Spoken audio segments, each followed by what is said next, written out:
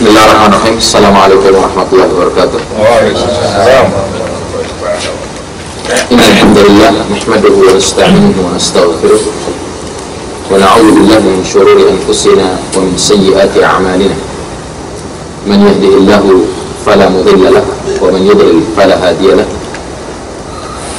Asyhadu an la ilaha illallah wahdahu la syarika lahu wa asyhadu anna Muhammadan 'abduhu wa rasuluh. قال الله تعالى في كتابه الكريم يا أيها الذين آمنوا اتقوا الله حق تقاته ولا تموتن إلا وأنتم مسلمون يا أيها الناس اتقوا ربكم الذي خلقكم من نفس واحدة وخلق منها زوجها وبث منهما رجالا كثيرا ونساء واتقوا الله الذي تساءلون به والأرحام إن الله كان عليكم رقيبا يا أيها الذين آمنوا اتقوا الله وقولوا قولا سديدا يصلح لكم أعمالكم ويغفر لكم ذنوبكم ومن يطع الله ورسوله فقد فاز فوزا عظيما. أما بعد فإن أصدق الحديث كتاب الله وخير الهدي هدي محمد صلى الله عليه وسلم وشر الأمور محدثاتها وكل محدثة بدعة وكل بدعة ضلالة wa kullu dhalalatin finnar. Saudaraku yang mulia, semoga rahmat Allah Subhanahu wa taala, lindungannya, ampunannya selalu menyertai kita semua sehingga kita bisa menjadi manusia-manusia yang pandai bersyukur kepada Allah Tabaraka wa taala, Rabb penguasa semesta alam, dan semoga kita bisa menjadi manusia yang selalu mendapatkan taufik dari Allah Tabaraka wa ta'ala untuk diberi ketepatan dalam melaksanakan perintahnya dan menjauhkan diri dari segala larangannya. Salawat dan salam yang selalu tercurah kepada junjungan kita Nabi besar Muhammad sallallahu alaihi wasallam, kepada keluarganya, para sahabatnya, dan orang-orang yang konsisten mengikuti jejaknya sampai datangnya hari pembalasan. Pembahasan kita pada kesempatan pagi yang mulia ini bertema tentang tauhid asma wa sifat. Tauhid yang berbicara tentang nama-nama Allah Tabaraka wa ta'ala yang mulia, nama-nama Allah ta'ala yang indah, dan sifat-sifat Allah Subhanahu wa ta'ala yang luhur. Dan definisi tauhid asma wa sifat adalah sebuah keyakinan yang harus tertancap di dalam hati seorang muslim dan manusia yang beriman dan bertakwa kepada Allah Tabaraka wa ta'ala, yang mana keyakinan ini adalah merupakan salah satu dari kesempurnaan ketauhidan kita kepada Allah Subhanahu wa ta'ala. Secara singkat akan saya jelaskan tentang definisi tauhid asma wa sifat adalah hendaknya kita yakin bahwasanya Allah Tabaraka wa ta'ala memiliki asmaul husna, nama-nama yang bagus dan indah, dan sifat-sifat yang luhur, yang nama-nama dan sifat-sifat ini menunjukkan kesempurnaan, keagungan Allah Tabaraka wa ta'ala seperti apa yang telah Allah tetapkan bagi dirinya di dalam Al-Quranul Karim ataupun ditetapkan oleh Rasulullah Sallallahu Alaihi Wasallam di dalam sunnah-sunnahnya, di dalam Al-Hadith. Jadi nama-nama tersebut dan sifat-sifat tersebut pertama menunjukkan kebesaran dan keagungan Allah. Kedua, sifat-sifat dan nama-nama tersebut tidak ditetapkan kecuali oleh Allah Tabaraka wa ta'ala.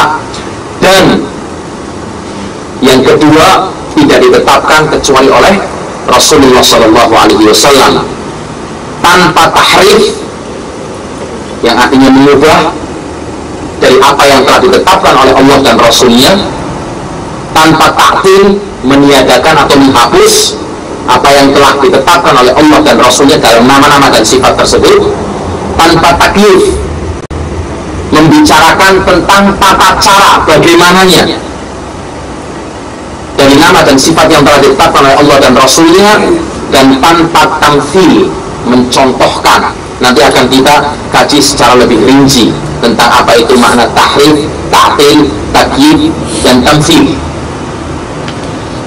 Dan panduan kita adalah surat Asy-Syura ayat 11, laisa kamitslihi syai'un wa huwas samiul basir. Tidak ada sesuatu pun yang menyerupai Allah, dan sungguhnya Allah itu maha mendengar dan maha mengetahui.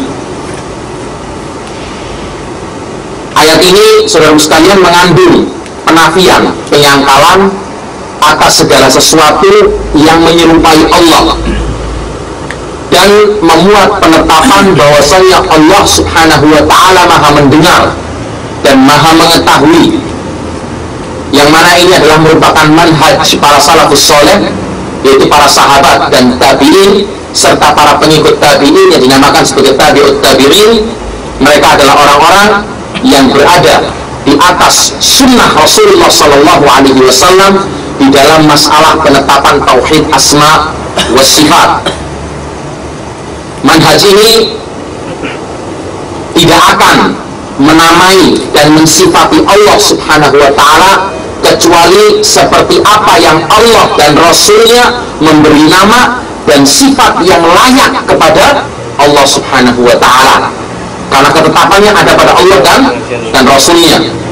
Karena tidak ada seorang pun yang lebih tahu mengenai Allah kecuali Allah sendiri, dirinya.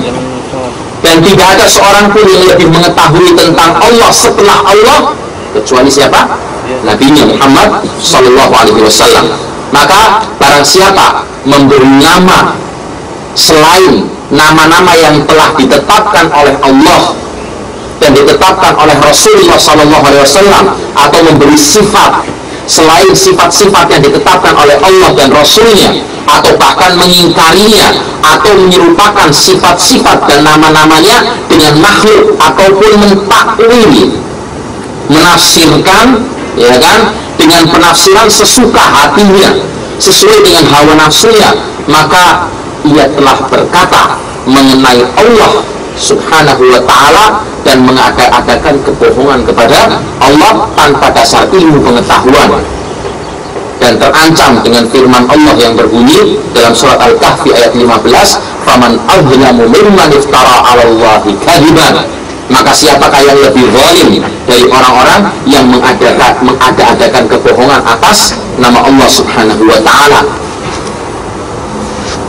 Adapun prinsip kita sekali lagi dalam tauhid asma wa sifat dan penetapannya seperti dijelaskan oleh Rasulullah SAW dalam sebuah hadis yang diriwayatkan oleh Imam Ahmad, diantaranya meriwayatkan hadis ini, dan hadis ini adalah merupakan hadis yang tertera dalam salah satu doa makfur yang diajarkan oleh Rasulullah, yaitu yang bunyinya as'aluka bikulli ismin huwalak, aku memohon dengan setiap nama yang nama-nama tersebut itu milik siapa?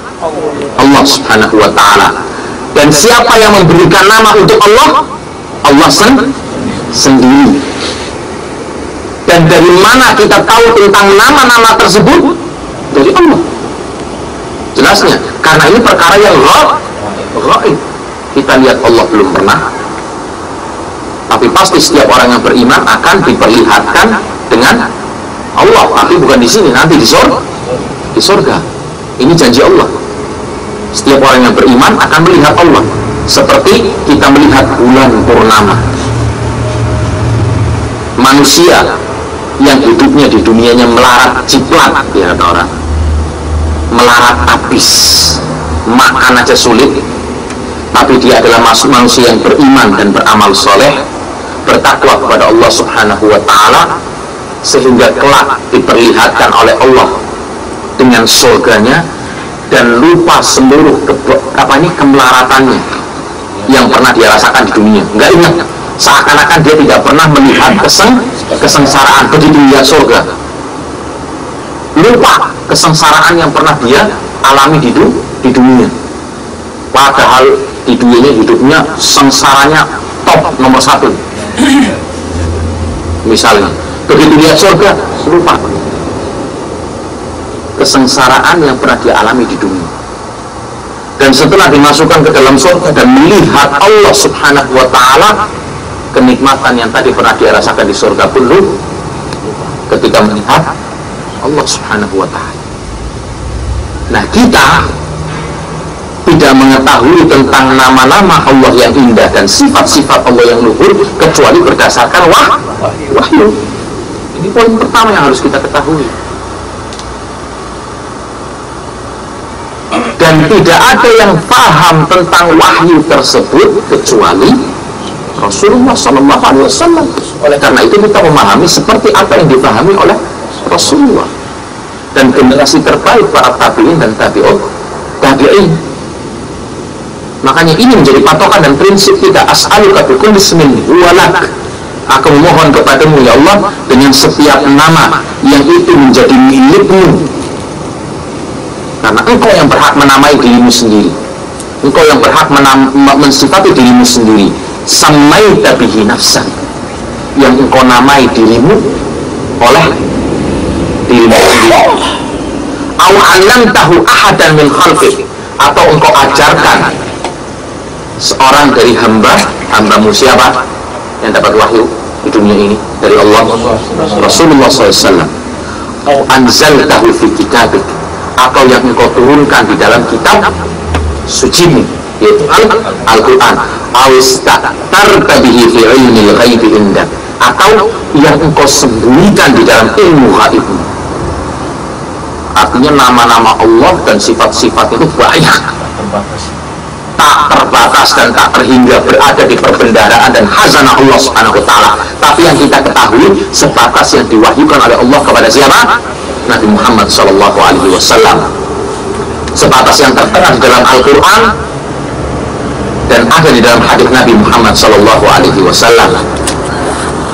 Jadi sekali lagi saudara sekalian, pengertian prinsip tauhid asma wa sifat di dalam ahlus sunnah wal jamaah ini adalah kita menetapkan, meyakini bahwa Allah subhanahu wa ta'ala memiliki nama-nama yang bagus, nama-nama yang indah, dan sifat-sifat yang luhur, yang nama-nama dan sifat-sifat tersebut menunjukkan kesempurnaan dan keagungan Allah subhanahu wa ta'ala, dan penetapannya seperti apa yang ditetapkan oleh Allah bagi dirinya sendiri di dalam Al-Quranul Karim atau ditetapkan oleh Rasulullah SAW di dalam sunnahnya. Ini pengertian tauhid asma wa sifat.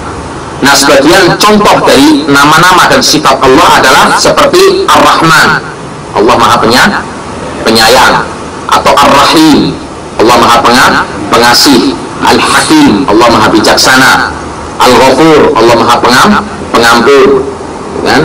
As-Sami, Allah Maha mendengar, Al-Basir, Allah Maha melihat, Al-Quddus, Allah Maha suci. Contoh dari sifat adalah al-ulu, tinggi. Allah bukan di mana-mana. Banyak keyakinan yang sesat dan salah mengatakan ketika ditanya Allah di mana? Di mana-mana. Ini jelas salah. Ini keyakinan yang timbul dan keluar dari prinsip yang orang Jawa sering mengatakannya adalah manunggaling kawula Gusti.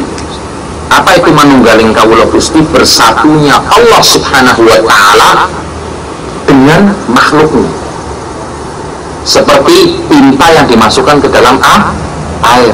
Tes, lambat laun akan melebur dan bercampur dengan zat yang ada di dalam air. Nah, tinggal diaduk, airnya warnanya berubah. Atau seperti 3-in-1 kopi susu Indo Cafe, masukin, kasih air, diaduk, seruput, diminum, sudah. Ya kan rasanya apa? 3-in-1 susu kopi. Sekarang keluar lagi 4-in-1 karena STMJ. Allah di mana? Oh ya, di dalam binatang ada Allah, di dalam pohon ada Allah, dalam jiwa kita ada Allah. Kenapa? Karena Allah di mana-mana. Dari prinsip Ahlus Sunnah wal Jamaah jelas. Innallaha 'alal 'arsyis istawa. Allah itu berada di atas, karena makna istiwa, salah satu sifat Allah adalah al-'ulu wartafa, tinggi dan di atas. Dan secara fitrah pun anak kecil kalau mau ditanya Allah di mana, pasti dia akan menengadahkan kepalanya ke langit. Tapi Allah mengetahui makhluknya dengan ilmunya. Karena tidak ada satu daun pohon yang jatuh dari tangkainya kecuali Allah melihat dan mengetahuinya.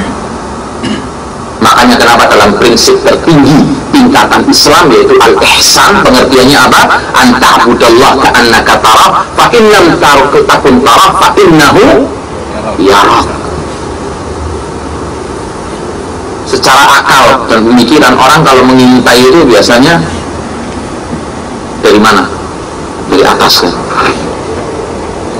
Makanya kenapa mercusuar itu ditaruh dengan menara,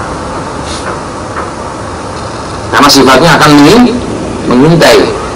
Bukan berarti orang yang dijaga di atas itu melebur dengan tidak, tapi dia mengintai. Allah melihat, mengetahui seluruh gerak-gerik yang ada dan dilakukan oleh makhluknya, sehingga tidak ada satupun yang tersembunyi di hadapan Allah Subhanahu wa Ta'ala. As-sam'u, mendengar, ini salah satu sifat Allah. Al-basar, melihat. Al-ilmu, mengetahui. Allah mengetahui segala sesuatu dengan ilmunya. Makanya disebutkan dalam ayat Allah lebih dekat dari urat nadi, bukan Allahnya masuk ke urat nadi sehingga, tapi Allah mengetahui, melihat,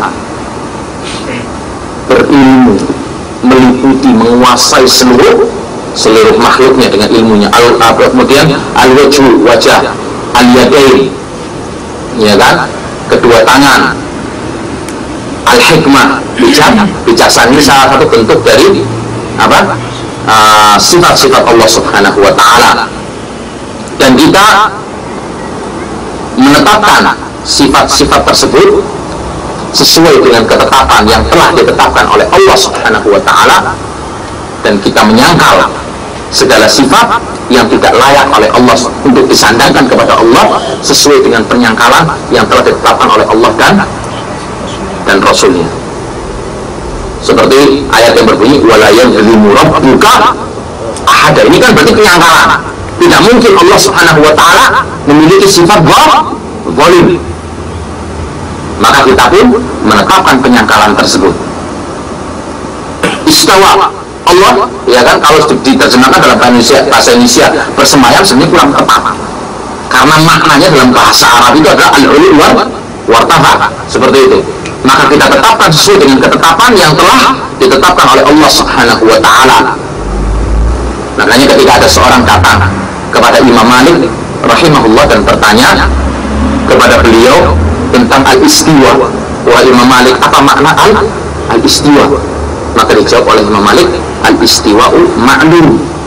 Istiwa itu diketahui secara makna bahasa Arab, karena istiwa itu adalah salah satu kosakata dalam bahasa Arab. Secara makna, kalau kamu mau tanya tentang apa itu makna istiwa, maklum, ketahui. Seperti sekarang saya katakan, ya kan, tangan. Anda semua bisa mencerna kan? Secara pemikiran, ya kan, secara rasio yang kita ketahui tentang tangan itu bagaimana. Kalau Anda mau tanya tangan, ya ini tangan manusia ini. Anda mau tanya tangan kerak, akal kita akan mencerna lagi, berpikir, karena kita pernah berilmu dan pernah melihat kerak. Ada mobil Corolla 2013 keluar, sudah keluar sekarang mobil Corolla 2013 atau bahkan yang 2014. Orang yang di bengkel Toyota Abdul Latif Jamil, ya kan, akalnya pemiliknya dengan melihat, dia kan berilmu, tahu, oh Corolla 2014 modelnya seperti ini, ada tambahan seperti ini hiasannya. Orang yang melihat langsung, dia akan berilmu. Nah, kemudian orang kedua akan mendapatkan ilmu dari berita yang disampaikan oleh orang pertama yang melihat langsung.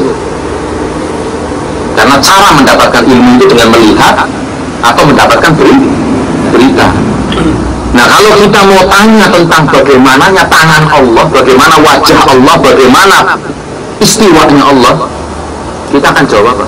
Kita melihat aja belum pernah. Sedangkan dasar pengetahuan kita tentang sifat dan nama Allah itu dari mana? Dari wahyu, datangnya dari wahyu. Jadi jelas, al-istiwa ma'lum. Kalau Anda bertanya tentang makna bersemayam, jelas secara makna. Anda bertanya tentang bagaimana tangan, jelas secara makna apa itu tangan.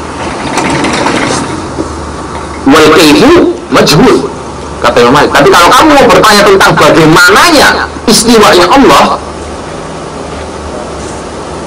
tidak diketahui, karena kita lihat aja belum pernah.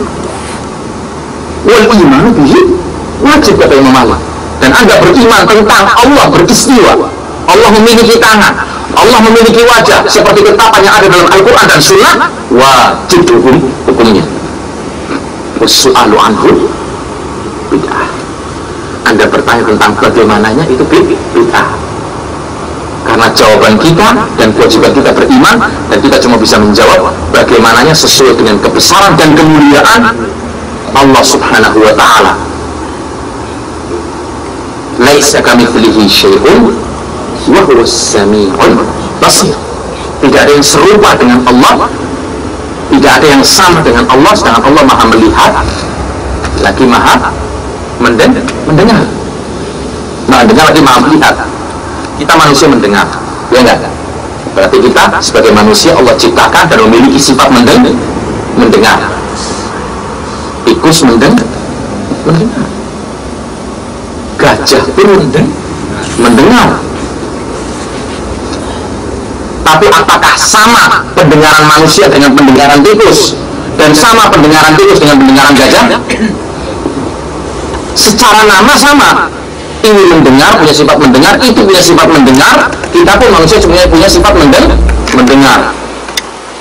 Tapi apakah sifatnya itu sama kan tidak?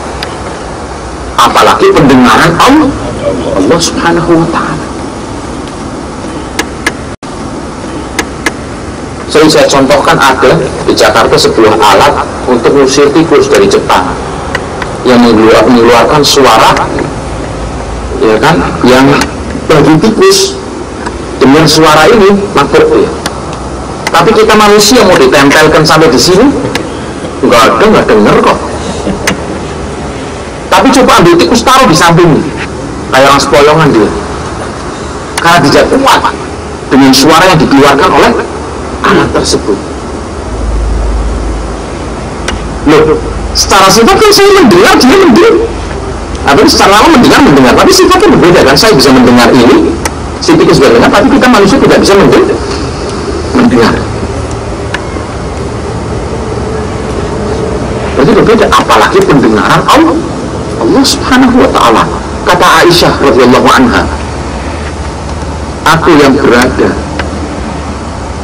di samping Rasulullah SAW dan tidak ada pembatas antara aku dengan Rasulullah kecuali pelepah korma,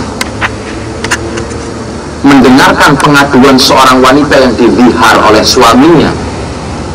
Dikatakan oleh suaminya ketika itu di zaman jahiliyah, kalau ada suami nggak mau lagi sama istrinya, udah bosan sama istrinya, atau sudah kadaluarsa, udah jelek, udah nggak cantik lagi, dikatakan punggungmu seperti punggung ibuku. Artinya apa? Tinggal ya, roh kamu pulang ke rumah orang tuamu. Terus ini kan ini tinggal ya, roh. Nah kemudian dia lapor kepada Rasulullah SAW, ini habis manis sempat dibuang. Kemudian kata Aisyah, aku mendengar dengan secara tidak jelas, tapi Allah subhanahu wa ta'ala yang di langit ketujuh menurunkan wahyu dan memberikan solusi, memberikan ketetapan hukum kepada wanita yang mengadu atas kezaliman suaminya tersebut. Padahal Aisyah mendengar, tapi tidak jelas. Tapi Allah subhanahu wa ta'ala mendengar dan menurunkan wahyu kepada Nabi Muhammad sallallahu alaihi wasallam. Jadi sebenarnya sesuatu yang masuk akal. dan dengan mudah akan bisa dicerna oleh manusia. Khamr disebutkan kan dalam hadis, orang yang suka minum khamr di dunia tidak akan minum khamr nanti di akhirat. Nah, secara nama kan sama, berarti ada khamr dunia, ada khamr akhirat. Cuma kalau sekarang mau tanya, saya tanya kepada kalian, apakah sama khamr dunia dengan khamr akhirat? Jelas berbeda. Kita tidak tahu tentang perincian bagaimana khamr akhirat kecuali setelah ada wahyu dari Allah dan dari Rasulnya yang mengatakan kalau khamr akhirat itu tidak memabukkan. Coba kalau hadisnya tidak ada keterangan khamr akhirat tidak memabukkan, ya kita cuma bisa memahami sampai situ saja. Tapi yang jelas khamr akhirat tidak akan sama dengan khamr dunia. Di dunia ada susu, dan kalau saya katakan kepada kalian, tolong beliin susu, atau Anda ngomong sama orang Saudi di sini, ishtari halib, Anda akan berbeda ketika Anda mendengarkan orang lain mengatakan ishtari al-laban. Kalau Anda ngomongnya laban, dibelikannya yang kecil, ya kan? Karena mana laban bagi orang sini adalah susu yang kecil itu tadi, atau yogurt. Tapi kalau mau beli susu yang apa ini murni, yang kita katakan halal. Nah, di dunia ada susu, di akhirat itu nanti ada susu. Secara nama sama. Tapi apakah kalau saya tanyakan kepada Anda susu akhirat gimana? Ya nggak tahu.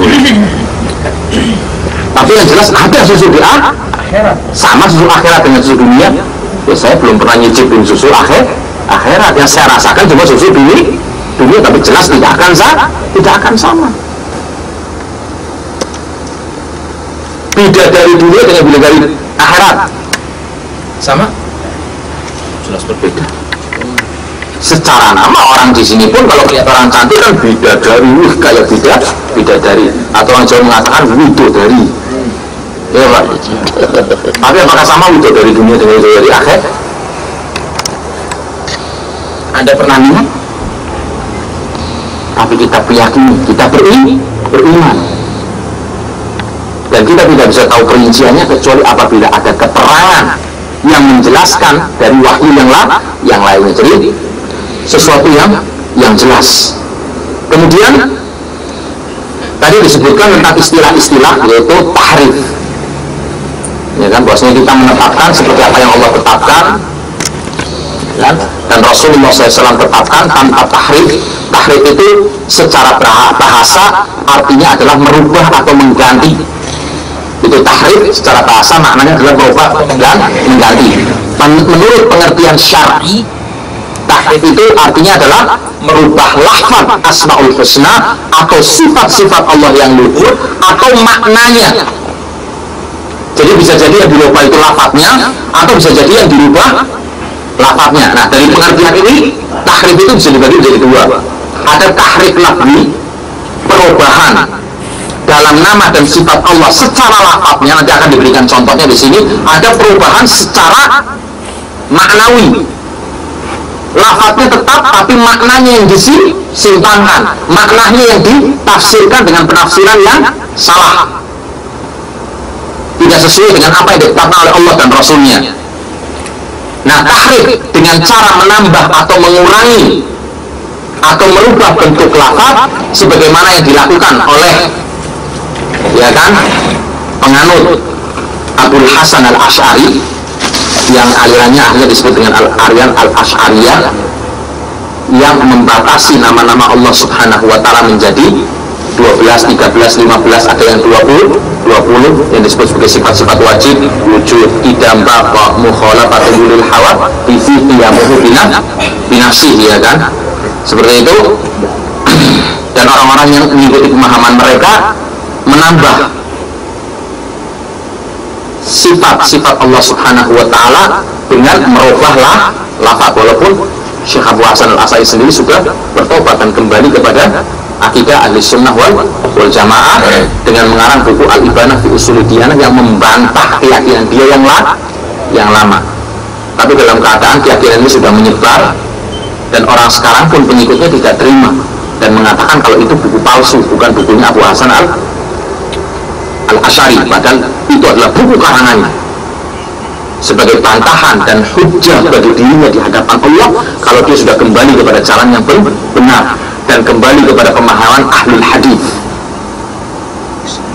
yang memahami dengan secara benar dalam tauhid asma wa sifat ini, dimana kalau kita lihat dalam ayat Ar-Rahmanu 'alal 'arsy istawa, Allah bersemayam di atas kursi atau di atas arsy, ya kan? Di sini diartikan sebenarnya bukan kursi, Allah bersemayam. Dan sebenarnya istiwa itu sudah saya katakan artinya adalah ulu wartafa. Kalau diterjemahkan dalam bahasa Indonesia ya memang untuk memahamkan manusia bersemayam, tapi sebenarnya kurang tepat penerjemahan ini.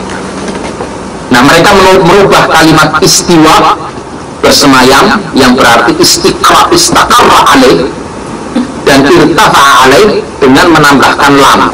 Oh, istiwa itu adalah maksudnya istaulah yang artinya adalah menguasai. Jadi tidak diartikan lagi secara pemahaman yang benar seperti dalam bahasa Arab istaqarra alaihi atau irtafa'a alaihi, tapi dirubah bahkan dengan merubah kalimatnya dengan menambahkan lam yang artinya adalah istaulah, kemudian merubah maknanya menjadi menguasai. Jadi Allah itu menguasai. Ini adalah merupakan salah satu bentuk penyangkalan, tahrif. Atau contoh lain seperti perkataan orang Yahudi ketika diperintahkan untuk mengucapkan astagfirullah dengan kalimat hitta. Hitta itu artinya adalah bebaskan kami dari dosa, tapi bukan mengucapkan kalimat hitta, tapi malah ditambahi antara ha dengan to dengan nun menjadi hinto yang artinya gandum. Jadi harusnya dia bilang astagfirullah, malah dirubah menjadi pikirnya gandum. Kisahnya bagaimana? Antum bisa lihat dalam surat Al-Baqarah dari mulai ayat 49 sampai 59 itu. Kisah orang-orang Yahudi ini merupakan kisah penentangan terhadap Allah yang paling hebat dalam sejarah, dan tidak ada manusia yang paling dimuliakan seperti orang Yahudi, tapi tidak ada yang paling kurang ajar seperti orang Yahudi. Percaya diri dalam melakukan kemaksiatan, percaya diri, ya kan, dalam membohongi Allah Subhanahu wa Ta'ala, padahal dia tahu Allah tidak bisa dibohongi, tapi percaya diri untuk melakukan yang demikian. Dan dijelaskan wa idh qulna lil qulna dkhulu hadhihi al-qaryata faqulu minha haitsu syi'tum ragadan wadkhulul baba sujjada wa qulu hittatun naghfir lakum khatayakum wa sanazidul muhsinin. Dan ingatlah ketika kami berfirman, masuklah ke negeri ini, yaitu Baitul Maqdis, maka makanlah dengan nikmat berbagai makanan yang ada di sana sesukamu, dan masuklah pintu gerbang sambil membungkuk, dan katakanlah bebaskanlah kami dari dosa. Itu kata hitta, astagfirullahnya dia ketika itu. Niscaya kami akan ampuni kesalahan-kesalahanmu. Fabaddala alladziina zalamu qawlan ghairal ladzi qila lahum. Maka orang-orang yang zalim di antara mereka itu mengganti perintah Allah Subhanahu wa Ta'ala dengan perintah yang lainnya. Fa'anzalna 'alal ladziina zalamu rijzam minas sama'i bima kanu yafsukun. Dan kemudian Allah turunkan malapetaka dari langit untuk mereka kepada orang-orang yang zalim itu karena mereka selalu berbuat fasik. Sudah diberi kemuliaan oleh Allah, diselamatkan dari kejaran Fir'aun dengan ditampakkannya daratan yang kering yang keluar dari dasar lautan, padahal secara akal manusia tidak ada sebuah daratan dari dalam air kecuali dia belum ada daratan lautan yang padat, tapi Allah tampakkan mukjizat untuk menunjukkan kebesaran Allah kepada mereka dan kebenaran Rasul yang Allah utus kepada mereka, sehingga timbul daratan kering dari dalam lautan dan mereka bisa menyeberanginya tanpa bajunya basah sedikit pun. Padahal di kanan kiri mereka ada air yang menggulung membalik, tanahnya kering, airnya menggulung ke kanan dan ke kiri, dan mereka menyeberangi lautan seakan-akan mereka menyeberangi dengan dipagari air di kanan kiri, kanan dan kirinya. Padahal secara sifat air itu bagaimana? Air kan. Ada orang saya siram nggak basah, nggak ada, kecuali pakai pakaian anti basah, tapi pakaian depannya tetap basah, seperti itu. Allah perlihatkan bagaimana ditenggelamkannya Fir'aun dengan bala tentaranya. Kemudian mereka melakukan perjalanan dengan dinaungi oleh awan. Diturunkan makanan dari surga manna wa salwa. Setelah itu tahu ucapan mereka apa? Bosan. Didatangkan makanan dari surga cukup hanya dijawab dengan kalimat bosan. Terus kata Nabi Musa, kamu minta apa? Mau nanam sendiri? Atastabdiluna alladhi huwa adna billadhi huwa khair. Kamu mau ganti sesuatu yang mulia dengan sesuatu yang payah? Cari biji, tanam dulu, ditunggu, dibajak. Ini melek, buka pintu, makanan sudah siap. Ada sebuah kaum yang pernah didatangkan makanan dari surga seperti orang-orang Yahudi, tapi cuma dijawab dengan kalimat bosan. Begitu sampai ke pintu gerbang kota Palestina, dikatakan oleh Allah Subhanahu wa Ta'ala, di dalamnya ada pemimpin yang zalim, perangi, berjihad, maka aku akan membantumu. Siapa backingannya? Allah. Manusia pinginnya kan apa, ini harusnya ada ikhtiar. Nggak mungkin emas akan turun dari langit tanpa seorang bekerja. Berjihad kamu, perangi, dan itu ibadah yang paling besar. Apa jawaban mereka? Gedek, nggak mau.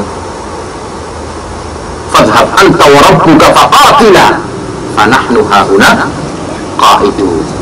Ente sama Allahnya, ya kan, sana perang itu raja yang zalim, kita nunggu di sini. Kalau udah menang kabari, tak masuk. Sampai Allah berikan kesesatan kepada mereka 40 tahun yatihuna fil ardh. Muter-muter nggak bisa masuk kota Palestina. Mau masuk ketemu lagi tempat dia datang tadi, balik lagi ke tempat dia datang lagi. 40 tahun tersesat, tidak bisa masuk kota Palestina karena kelakuan mereka tadi. Antum bisa lihat bagaimana sabarnya Nabi Musa ngadepin kaum ini. Ditinggal 40 hari untuk menerima wahyu, pulang sudah nyembah sapi betina. Sampai Nabi Musa memegang pakaian Nabi Harun. Kamu ngapain di sini, orang bisa sampai kayak gini? Kata Nabi Harun, kamu tidak tahu umatku bagaimana? Saya ini mau dibunuh. Ketika saya melarang, saya mau dibunuh sama mereka. Didatangkan petir sehingga meninggal dan kemudian dihidupkan lagi oleh Allah SWT, dan mereka melihat bagaimana mereka bangun dan hiduplah lagi. Dan Nabi Musa meninggal di situ dalam 40 tahun tadi itu muter-muter, dan mereka tidak bisa memasuki kota Palestina kecuali bersama dengan muridnya Nabi Musa, Yusha bin Nun. Dan ketika masuk sudah bisa mengalahkan pemimpin yang zalim tadi, Allah perintahkan masuk dengan bersyukur dan mengucapkan kalimat astagfirullah, ya kan, sambil membungkuk, merukuk sebagai bukti rasa syukur kepada Allah. Tapi tahu apa Anda ya? Apa yang mereka lakukan? Malah jengking, pangkatnya dihadapkan ke kiblat sambil mengucapkan kalimat gandum. Ya, ada manusia seperti mereka, makanya tentunya sampai sekarang pun ngebomin anak kecil, bunuhin anak kecil, ngebomin rakyat jelata dengan PD mengatakan apa? Teroris. Kamu tidak membunuh. kami membunuh teroris. Padahal dilihatkan di media dengan secara jelas bagaimana anak-anak kecil terbunuh, rakyat jelata, masyarakat sipil terbunuh. Wah, ini sifat mereka emang seperti itu. Nah, ini salah satu contohnya. Nanti bisa baca dalam surat Al-Baqarah itu. Kemudian tahrif ma'nawi. Tahrif ma'nawi adalah dengan menetapkan lafadznya tetapi merubah maknanya. Seperti merubah kata al-yadu, tangan. Allah tidak punya tangan. Kalau Allah punya tangan, berarti kita menyamakannya dengan manusia. Maksud al-yadu di sini adalah al-quwwah, kekuatan. Diartikan, ditafsirkan dengan kekuatan. Kemudian an-ni'mah dengan al-quwwah dan an-ni'mah dengan kekuatan dan dengan nikmatan. Kemudian al-ghadab, sifat ghadab mereka tafsirkan dengan yang artinya marah, dengan iradatul intiqam, keinginan untuk membalas dendam. Kemudian rahmah, kasih sayang, mereka artikan dengan iradatul in'am, keinginan untuk memberikan kenikmatan dan lain sebagainya. Tapi prinsip kita Ahlussunnah wal Jamaah jelas, al-yadu ma'lum, diketahui secara maknanya, wal kayfu majhul, tidak diketahui. Wal imanu bihi wajib, beriman bahwasanya Allah memiliki sifat tangan wajib. Was-su'alu anhu bid'ah, Anda bertanya tentang bagaimana tangannya Allah, ini bid'ah. Kita cuma bisa mengatakan sesuai dengan kebesaran dan kemuliaan Allah Subhanahu wa ta'ala. Kemudian ta'til, makna ta'til yaitu mengingkari hal-hal yang wajib bagi Allah seperti nama-nama dan sifat-sifat yang mulia, atau mengingkari sebagian daripada nama-nama dan sifat-sifat tersebut, seperti mengingkari al-kalam. Allah memiliki sifat al-kalam atau al-majid, kedatangan, atau ar-ru'yah, penglihatan dan lain sebagainya. Ta'til, sangkal semuanya, dihapus. Kemudian taklif artinya adalah dengan bertanya kaifa, bagaimananya. Nah, yang dimaksud dengan taklif di sini adalah menentukan dan memastikan hakikat suatu sifat dengan menetapkan bentuk keadaan tertentu untuk sifat tersebut, atau meniadakan bentuk keadaan, ya kan, bagi sifat tersebut. Jadi sekali lagi taklif adalah bertanya tentang bagaimananya. Yang dimaksud di sini dari taklif adalah menentukan dan memastikan hakikat suatu sifat dengan menetapkan bentuk keadaan tertentu untuk sifat tersebut. Nah, perlu diketahui, meniadakan bentuk keadaan bukan berarti masa bodoh terhadap makna yang dikandung dari sifat-sifat tersebut, sebab makna tersebut diketahui secara bahasa Arab. Inilah paham yang dianut oleh kaum salafus saleh, sebagaimana dituturkan oleh Imam Malik rahimahullah ketika ditanya tentang bentuk dan keadaan istiwa, dan beliau menjawab, al-istiwa ma'lum wal kaifu majhul wal imanu bihi wajib was-su'alu anhu bid'ah. Istiwa itu diketahui maknanya, bentuk dan keadaannya tidak diketahui, mengimaninya wajib, sedangkan menanyakannya adalah bid'ah. Kemudian semua sifat Allah menunjukkan makna yang hakiki dan pasti. Kita mengimani dan menetapkan sifat tersebut untuk Allah, akan tetapi kita tidak mengetahui bentuk dan keadaan dan bentuk dari sifat tersebut. Yang wajib adalah meyakini dan menetapkan sifat-sifat tersebut maupun maknanya secara hakiki dengan memasrahkan bentuk dan keadaannya, tidak sebagaimana orang-orang yang tidak mau mengetahui terhadap maknanya, yaitu menjadikan tata cara dan cerita bagi sifat-sifat Allah seperti perkataan seorang tentang tangan Allah dan cara turunnya itu demikian dan demikian seperti keadaan makhluk. Maha tinggi Allah dari semua itu, karena tidak ada penjelasan tentang kaifiyah tersebut baik dalam Al-Quran maupun hadis Nabi. Tamthil artinya adalah menetapkan adanya sesuatu yang menyamai sifat Allah, itu tamthil.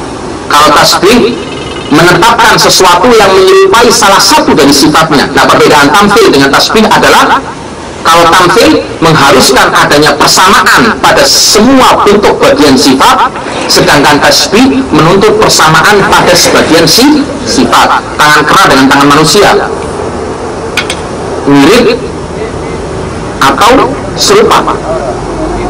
Mirip kan, tapi tidak serupa. Nah, yang perlu kita tekankan di sini, setiap nama dan sifat Allah menunjukkan kesempurnaan dan kemuliaan Allah Subhanahu wa Ta'ala. Jadi nama-nama yang mulia milik Allah, Asmaul Husna, bukan hanya sekedar nama yang tidak bermakna, akan tetapi nama-nama tersebut memiliki arti yang tinggi dan sifat yang agung. Setiap nama Allah menunjukkan sifatnya, seperti nama Ar-Rahman dan Ar-Rahim menunjukkan sifat Ar-Rahman, ya kan? As-Sami dan Al-Basir menunjukkan adanya sifat As-Sam' wal Basar. Al-Alim menunjukkan sifat Al-Ilmu yang meliputi segala sesuatu. Al-Karim menunjukkan sifat Al-Karam.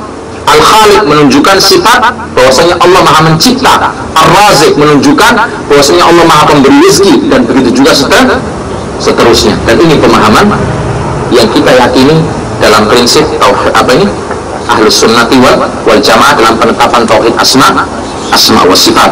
Insyaallah lebih rincinya lagi akan kita lanjutkan pada pembahasan minggu berikutnya, dan kita akan jelaskan tentang rukun prinsip yang menjadi patokan bagi kita dalam memahami tauhid asma wa sifat. Subhanakallahumma wa bihamdika asyhadu an la ilaha illa anta astaghfiruka wa atubu ilaik. Assalamualaikum warahmatullahi wabarakatuh.